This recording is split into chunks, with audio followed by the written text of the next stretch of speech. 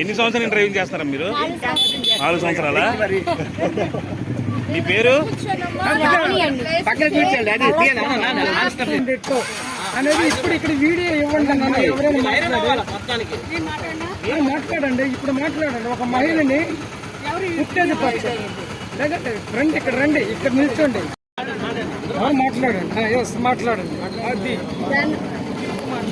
అందరికీ నమస్కారం. నా పేరు డాక్టర్ జాలాది విజయ.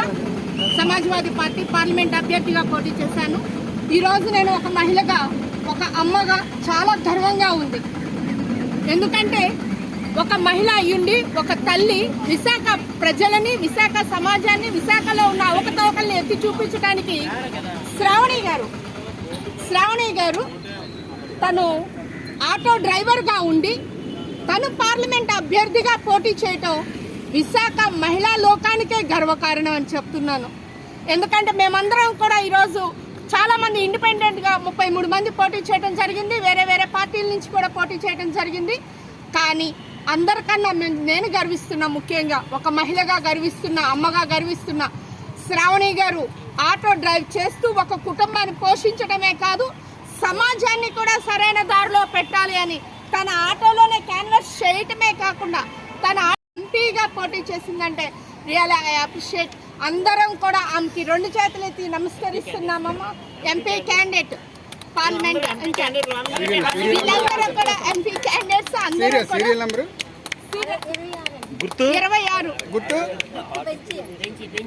గుర్తు శ్రావణి గారు.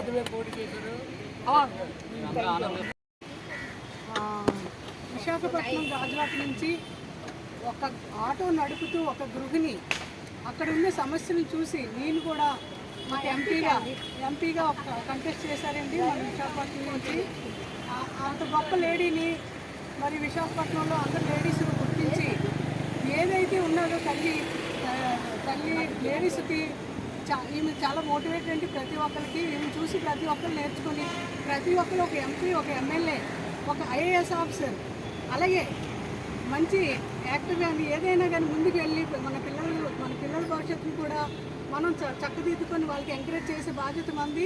అలాగే ఈమెను చూసి మనం అందరం ఇన్స్పిరేషన్ అయ్యి ఈమెకి మనం అందరం వెల్కమ్ చెప్తున్నామండి. చాలా థ్యాంక్స్ అండి.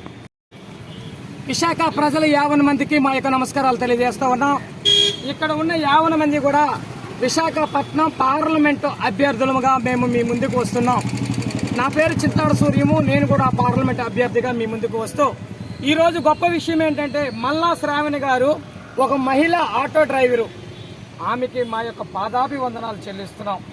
ఎందుకంటే మల్లా శ్రావణి గారు విశాఖ నగరం యావత్తు ఇదే ఆటోలో పర్యటించి ఇదే ఆటోలో తన కడుపు కోసం ఆవేదనతో ప్రయాణం చేస్తూ అనేకమైనటువంటి మరి గర్భిణీ స్త్రీలకు కానీ, వికలాంగులకు కానీ, వృద్ధులకు కానీ మరి తన సొంతంగా ఖర్చులు ఇస్తూ ఆటోలను కూడా ఫ్రీగా తీసుకెళ్లి హాస్పిటల్స్ కూడా చూపించడం అనేది గొప్ప విషయం అమ్మ. తల్లికి నమస్కారాలు తెలియజేస్తూ విశాఖ ప్రజలారా, ఈమె ఆటో డ్రైవర్గా వచ్చి ఒక విశాఖ పార్లమెంట్ అభ్యర్థిగా పోటీ చేస్తుందంటే కారణం ఏంటి? విశాఖలో జరుగుతున్నటువంటి అన్యాయాలు, మహిళలపై జరుగుతున్నటువంటి అన్యాయాలు, అనేక పేదరికంలో ఉన్నటువంటి వాళ్ళపైన జరుగుతున్నటువంటి అన్యాయాలు, ఇవన్నిటిని కూడా చూసి అలమటించిపోయి ఈమె ఒక మహిళా ఆటో డ్రైవర్గా తయారయ్యి ఈరోజు ఆమె ఇందులోనే బ్రతుకుతూ ఈరోజు సిగ్గుపడవలసిందని చెప్పి మనస్ఫూర్తిగా మీ అందరికీ విజ్ఞప్తి చేస్తూ ఇంకా అనేకమైనటువంటి మహిళలు ఇట్లాగే రావాలని, మహిళా అభివృద్ధి కోసం రేపు భావితరాల్లో ఆంధ్రప్రదేశ్లో ఒక మహిళా ముఖ్యమంత్రిని చేయాలనే ఉద్దేశంతో మనమందరము తలకట్టుకోవాలని మనస్ఫూర్తిగా విజ్ఞప్తి చేస్తూ అమ్మ ఒక భారత సమాజ డెవలప్ పార్టీని